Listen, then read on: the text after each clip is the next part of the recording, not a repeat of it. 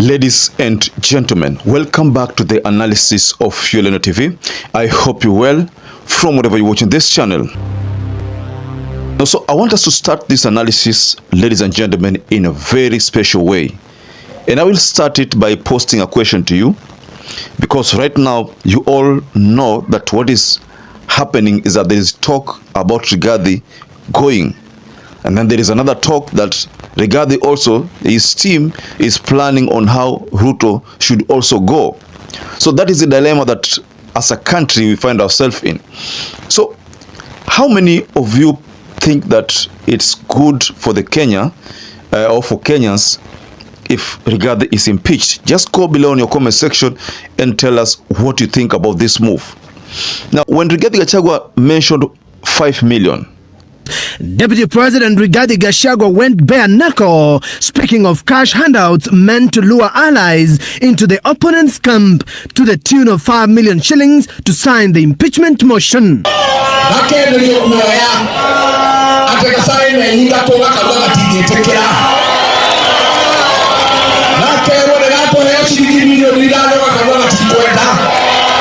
Rigathi Gachagua was on a path, path of destruction. I call it political path of destruction, because when he communicates that to the people directly like that, then it becomes pretty hard for those members of parliament who are voting to have Rigathi Gachagua impeached, especially the ones in Mount Kenya.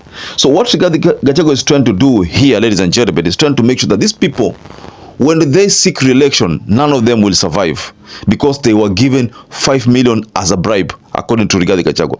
So before you go further on this analysis, ladies and gentlemen, please like this video. It's so important if you like this video. I'm so grateful for everyone who has been liking our videos. I don't take that for granted. Subscribe to our channel if you've not subscribed before, and to existing subscribers, thank you so much for your support. There are some couple of newspapers I've sampled here. Just going to go through the headlines, because you remember yesterday Gachagua made a very shocking statement about 5 million that is being awarded to each and every member of parliament who has voted to impeach Rigathi Gachagua. So that means if we have 200 members of parliament who signed that document, the impeachment document, it means 200 by 5 million gives us 1 billion. That is what is being spent to have people sign the impeachment motion. So let me take you through the weekly review. It says it's Showtime, weekly review, Showtime. Now that there's a picture of William Ruto. Let's head over to the Standard newspaper. The Standard newspaper says magic number in Ruto, DP dogfight. That is what the Standard newspaper says. Let's head over to the Sunday Nation. It says on the warpath. I think you understand by that, on the warpath. Then we have Taifa Jumapili. It says Rais anichongea. That is a statement coming from Rigathi Gachagua. Then inside Standard, there's an article here that anti-Gachagua Mount Kenya MPs develop cold feet on ouster bid. I think what this means is that they are saying Gachagua should be impeached, but nobody is coming on the front to make this happen. I think that's what they mean by developing cold feet on ouster bid. Now, 5 million, ladies and gentlemen. My mathematics gives me a figure of 1 billion that could have been used to finance the signatures. So the big question is, who is this that produced this kind of money to make these members of parliament sign the impeachment motion? Now, let me take you back to the weekly review. There's something that weekly review has said here.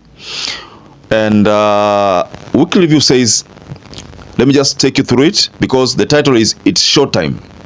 Now, it says, as Gachagua fights for political survival, there are whispers that if push comes to shove, the DP's allies will mount their own impeachment push against Ruto, citing massive corruption, abductions, torture, police brutality. So the big question here, ladies and gentlemen, based on what has been posted on the weekly review, is that who is going to blink first? We have two scenarios. One scenario, Rigathi faction vowing that if at all an impeachment motion will be tabled against him, because there is already indication that on Tuesday that motion will be tabled, they will also mount another impeachment motion. This impeachment motion now will be on William Ruto, and the allegations will be corruption, massive corruptions and the like. There's something that, talking about corruption, there's something that Rigathi Gachagua said. Let me just take you through this before we further analysis. Rigathi said something here. When you tell the story, people will be shocked at how $2 billion was taken from the central bank and put in a private bank. That is responsible for the weakening of the shillings.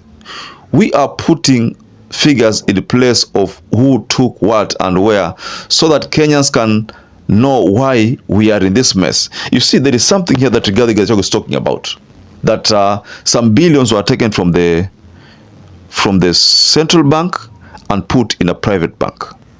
So $2 billion, you know, $2 billion. This is the reason why the shilling was very weak. This is why now I think what Rigathi could be saying, this could be true, because I suspected when dollar decided to, when the rate of dollar against the Kenya shilling was a bit shocking to the people, whereby a dollar would go for around 160 to almost 170 Kenya shillings, we suspected there was something, that some kind of foul play. We never had some facts about this previously, but we suspected something could have taken place. So this dollar rose, the rate against Kenya against the dollar rose to a level whereby the Kenya shilling was very weak. And then all of a sudden, it dropped to 130 in a very unimaginable way. So nobody also bothered to find out what could have happened. You see, it was a top secret. You know, it was a top secret, and because it was a top secret, nobody would have known what could have happened. But it was very suspicious, because there was no way dollar would just rise out of nowhere and drop out of nowhere. That was not making sense. So, but now what Rigathi Gachagua said here is now making sense. Now we know that $2 million were taken from the central bank to a private bank, and that is why the Kenya shilling became very weak, and Kenyans really suffered. You know, cost of everything went up. So this is one of the reasons why Rigathi Gachagua is being impeached, because he is releasing the secrets of the government. But this kind of material, when it gets to the public, the people get to understand what is happening behind the scene. To the government, it's not okay, but to the people, the Kenyans, the citizens, they are finding this matter very okay, because now people have a reason why Kenya shilling became very weak dramatically. Now let's get back to these accusations by Rigathi Gachagua. You know, the 5 million bribe. I believe you must have heard about this being analyzed by so many YouTubers. You could have analyzed that. But there is something here in the accusations whereby it said that Rigathi Gachagua wanted, I don't know, 4,000 for each vote that was increased. You know, that is a very damning accusation, a vote that was increased. What this is trying to tell us, because Rigathi now is lifting the lead, Rigathi is basically trying to tell us that Ruto did not win, that the votes which were inflated, he wants himself to be paid, that he wants to be paid 8 billion so that he can resign. You know, this is something that was said. I've done another video on this matter whereby there are accusations on Rigathi Gachagua. We'll talk about this in the other video. But onto this video, ladies and gentlemen, already there is indication of corruption.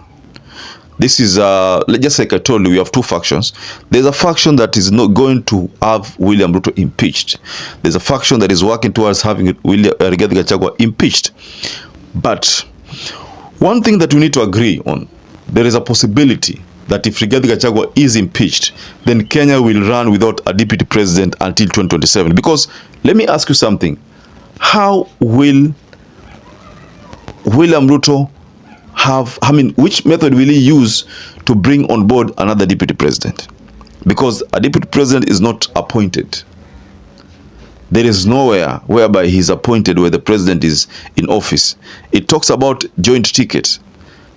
Just like I said in a previous analysis, the solution was trying to protect the vice presidents who were then, because they used to get fired by Moi. So to protect that, the best thing was to have a deputy president who cannot be fired. So that is why we are finding ourselves in this predicament. Right now, William Ruto cannot fire Rigathi Gachagua.